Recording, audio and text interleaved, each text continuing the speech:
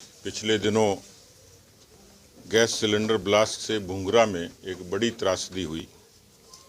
बहुत ही हृदय विदारक भी है और संवेदनाओं से परिपूर्ण है।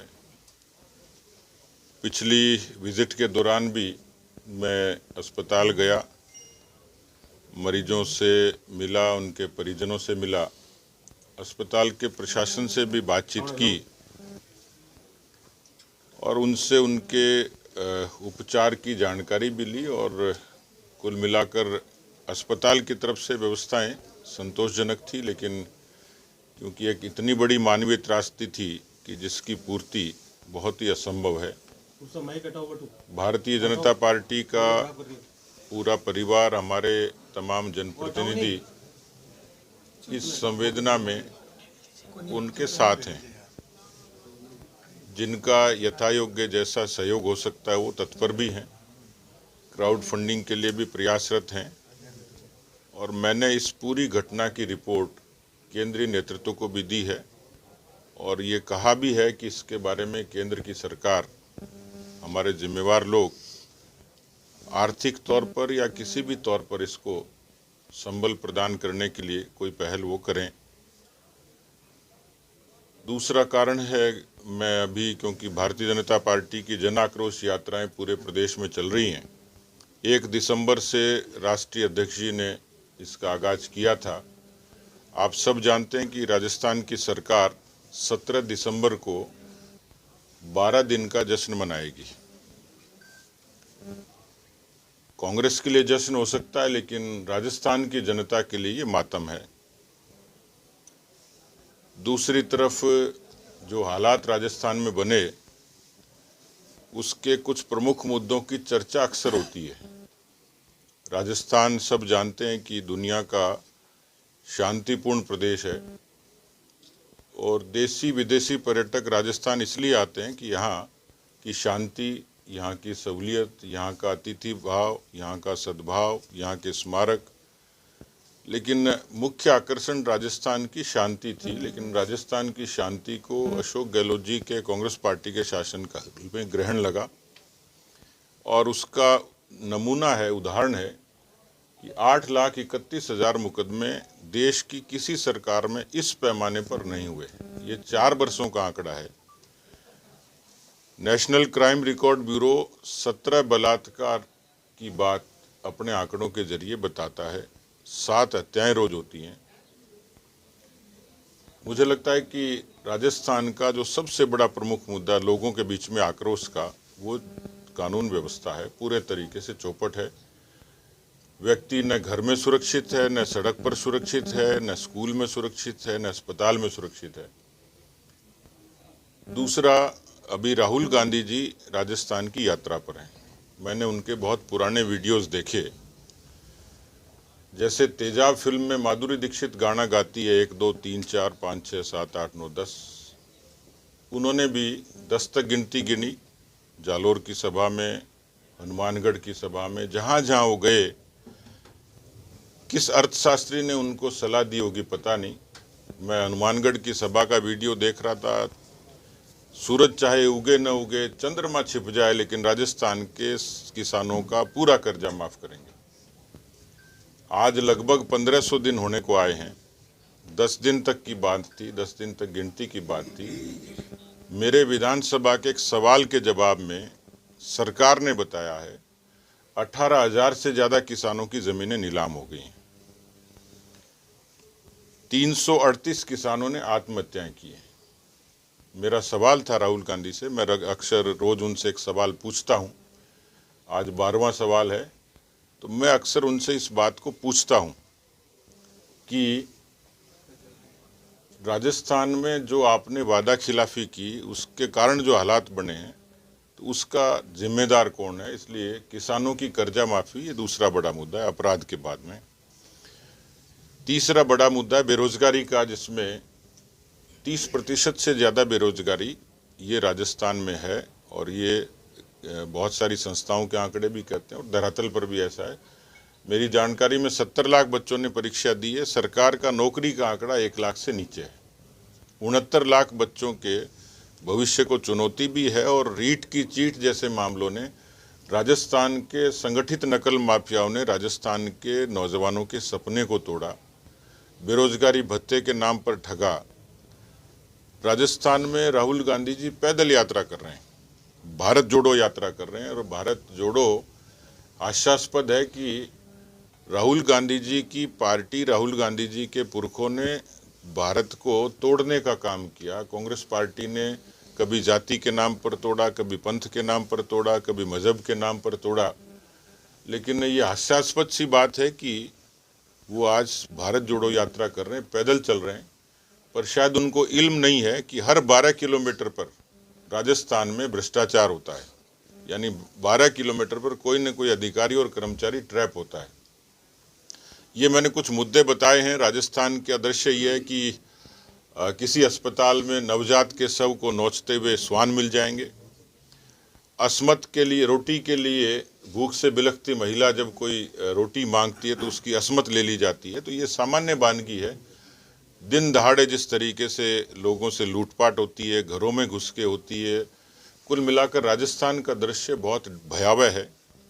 और इसलिए पिछले दिनों जब पूरे प्रदेश में, खासतौर पर मारवाड़ में लंपी की बीमारी आई, लंपी की उस महामारी में जो सबसे भीषण त्रासदी थी कोरोना के बाद, लगभग कोरोना जैसी, तो मेरा आज राहुल गांधी जी से 12वां सवाल है कि जो लंपी की महामारी थी, सरकार ने उसमें लापरवाही बरती, शिथिलता बरती, क्या राजस्थान की सरकार से पूछताछ करेंगे? और दूसरा, बहुत बड़ी तादाद में, लगभग सरकारी आंकड़ा तो केवल 70-75 हज़ार का है, पर मुझे लगता है 10 लाख से भी ज़्यादा गोवंश का नुकसान हुआ। उसके बाद जो किसानों को उस गोवंश के कारण नुकसान हुआ, सरकार को उसका सर्वे करा के उसकी आर्थिक भरपाई करनी थी। तो मैं पूछना चाहता हूं राहुल गांधी जी से, मेरा 12वां सवाल है कि राहुल गांधी जी अपनी सरकार से क्या किसानों को उस लंपी के कारण जो गायें काल कलवित हुई, उस किसान को जो पशुधन का नुकसान हुआ, उसकी भरपाई करेंगे क्या और कब तक करेंगे? तो मित्रों, ये जो पूरे प्रदेश में अनेक मुद्दों को लेकर, उसमें बिजली, सड़क और पानी भी है। बुनियादी सवाल ये है कि राजस्थान के बुनियादी विकास को भी ग्रहण लगा है। सड़कों की हालत खराब है, पेयजल के लोग त्रस्त हैं, बिजली की दरें इतनी बढ़ गई, 350 करोड़ का नुकसान तो उपभोक्ताओं को सीधे सीधे हुआ। 2.5 लाख से ज़्यादा कृषि के कनेक्शन लंबित हैं। तो कुल मिलाकर इन सारे मुद्दों पर राजस्थान के 200 विधानसभा क्षेत्रों में हम लोग गए हैं। 1 लाख किलोमीटर से भी ज़्यादा हमने यात्रा तय की है। लाखों शिकायतें हमें मिली हैं। एक मिस्ड कॉल के जरिए लगभग 50 लाख लोगों तक हम पहुँचे हैं, जिसमें उन्होंने अपने प्रतिकार स्वरूप मिस्ड कॉल करी है। भारतीय जनता पार्टी का जो 8140200200 जो मिस्ड कॉल नंबर है, उस पर लाखों की संख्या में लोगों की शिकायतें आई हैं। मैं समझता हूं कि राजस्थान में जो सरकार के खिलाफ एंटी इनकम्बेंसी होती है, पर ये उससे भी ज़्यादा जन आक्रोश है। मुझे आज पता लगा कि राहुल गांधी जी की यात्रा का 100वां दिन है। अच्छा संयोग है, एक फिल्म आई थी 100 दिन सास के। मुझे लगता है कि कांग्रेस के सास के नाते 100 दिन पूरे हो गए। अब बहू के दिन हैं, जो राजस्थान की जनता के रूप में है। 23 में इस अनाचार और अत्याचार का बदला राजस्थान की जनता निश्चित रूप से लेगी। जयराम रमेश जी का एक बयान देखा कि राजस्थान में हम लोग वापसी करेंगे और मुख्यमंत्री का कोई चेहरा नहीं होगा। हास्यास्पद सी बात है कि जो पार्टी ये दावा करती थी, हमसे सवाल पूछती थी, तो मैंने एक ट्वीट किया है। उन्होंने कहा कि राजस्थान में हम लोग सरकार बनाएंगे। तो सामान्य तौर पर हमारे यहाँ एक लोकोक्ति है कि न नोमन तेल होगा न राधा नाचेगी। कांग्रेस के जो जिस तरीके के राजस्थान में हालात बने, जो विग्रह उनका है, वो इस बात को मुझे लगता है कि किसी तरीके की तस्वीर पेश नहीं करता कि राजस्थान में कांग्रेस की सरकार किसी भी हालत में वापसी करे। ये अपने आप में हिट विकेट होने वाली पार्टी और सरकार है, इसलिए कोई उम्मीद इसकी नहीं है। जितना जल्दी छुटकारा मिले उतना ही अच्छा है। सर, पुनिया जी, जो प्रदेश के देखिए, ये मान लिया जाए कि त्रासदी प्राकृतिक है, मानवीय है और संयोगवश हुई है, लेकिन किसी भी लोक कल्याणकारी सरकार का, राज्य सरकार का फर्ज है कि वो उदारता भी दिखाए, संवेदना भी दिखाए और इतनी बड़ी त्रासदी में जो जहाँ पर शासन है किसी सरकार का, किसी पार्टी का, मैं दलगत भी बात नहीं करता क्योंकि मानवीय संवेदनाओं से परिपूर्ण ये मामला है, इसलिए स्वाभाविक तौर पर व्यक्ति तो वापस नहीं आएंगे, लेकिन जो लोग हैं उनकी क्षतिपूर्ति के लिए, उनके सुख भविष्य के लिए उनको कुछ सुरक्षा मिले। इस नाते राज्य सरकार का पहला दायित्व है कि ऐसे पीड़ितों को आर्थिक सुरक्षा दी जानी चाहिए थी, पर्याप्त दी जानी चाहिए। सर, अभी तक केंद्र ने भी कुछ मदद नहीं की, जबकि केंद्रीय मंत्री कह के गए थे। देखिए, केंद्र की अपनी प्रक्रिया है और उसके लिए हम सब लोग प्रयासरत हैं। मैंने जिस दिन पिछली बार विजिट किया था तो मैंने तुरंत ही उसको पार्टी के शीर्ष नेतृत्व को अवगत कराया है। शायद कहीं न कहीं प्रक्रिया में है, संसद का सत्र भी चल रहा है, हमारे केंद्रीय मंत्री और सांसद और बाकी सब लोग भी प्रयासरत हैं और मुझे उम्मीद है कि केंद्र की तरफ से कुछ न कुछ इसमें मदद जरूर मिलेगी। किसी भी चीज़ के राजनीति का काम है, इसलिए सारी चीज़ें मीठी होंगी ऐसा कोई भी नहीं कह सकता, लेकिन ऐसे एक्सेप्शनल कुछ चीज़ें रही होंगी, मैं उससे इनकार नहीं करता, लेकिन वो बहुत छोटी हैं, बहुत नगण्य भी हैं। मेरे ख्याल से जो जनाक्रोश यात्रा जिस पर्पज के लिए हमने शुरू की थी उसकी तह में जाने की आवश्यकता है। पहली बार इतना बड़ा महत्वाकांक्षी अभियान चुनाव से साल भर पहले कभी नहीं हुआ। दूसरा, हमारा मकसद इसमें भीड़ जुटाने का कतई नहीं था, हम खुद दरवाजे पे जाने वाले थे।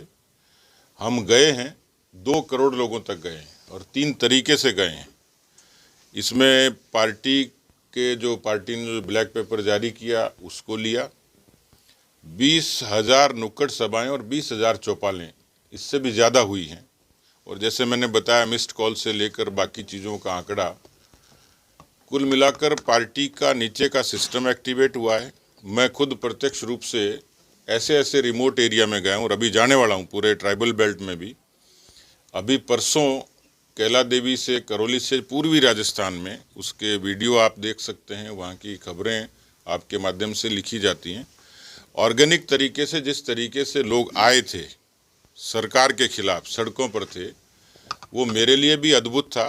और जिस तरीके से लोगों ने इन सब मुद्दों पर प्रतिक्रिया जो सड़कों पर दिखाई है, कि जहां करौली जैसी जगह कांग्रेस पार्टी ने तुष्टीकरण की प्रयोगशाला बना दिया, जोधपुर, करौली, भीलवाड़ा, ये सारी वो जगह थी जहां रामनवमी पे और हिंदू नववर्ष पर प्रतिबंध था और पीएफआई को सरकार कोटा में परमिशन देती थी। तो कुल मिलाकर अपीजमेंट भी एक मसला था। जनाक्रोश यात्राओं के जरिए लोगों की जो स्थानीय मांगें थी वो भी सामने आई हैं कंप्लेंट के रूप में। जो प्रादेशिक मुद्दे हैं उन पर भी चर्चा हुआ। तो मैं ये मानता हूं कि कुछ छुटपुट घटनाओं को छोड़कर जनाक्रोश यात्रा पूरे तरीके से अपने उद्देश्य में सफल हुई है। सर, जिस तरीके से आप कह रहे हैं, में आरोप प्रत्यारोप, समर्थन, विरोध, ये सब तो एक पार्ट है। दूसरा, उसमें हमने कहीं कोई परहेज नहीं रखा। जिसने जिसके प्रति शिकायत थी उस शिकायतों को लिखा है, किसी के आचरण के लिए लिखा है, किसी और बयानबाजी पर लिखा है। कुछ चीज़ें आई हैं, पर जो भी हमारे पास जिस तरीके की शिकायतें आई हैं उस पर यथा योग्य बातचीत भी करेंगे। जो चीज़ें हमारे एजेंडा में शामिल होने लायक हैं उसको हम शामिल करेंगे। ऐसे कुछ कंस्ट्रक्टिव सुझाव भी आए हैं। कुछ ऐसी चीज़ें जो सदन में चर्चा करने लायक हैं उनकी सदन में चर्चा करेंगे। कुछ ऐसे जो बातें हैं सीधे तौर पर जिसको गठरी बनाकर अशोक गहलोत जी के सिर पे भी रखी जा सकती हैं कि भाई राजस्थान की जनता ने 4 सालों में त्रस्त होकर ये मांग हमारी जनाक्रोश यात्रा में रखी है, तो उसको भी हम लोग उनको प्रस्तुत करेंगे। तो कुल मिलाकर उसके अंदर बहुत लोग अलग अलग तरीके से अपनी बातें लिखते हैं। लोकतांत्रिक अभिव्यक्ति की सबको आज़ादी है। क्या करना है वो तो पार्टी को तय करना है, सरकार को करना है।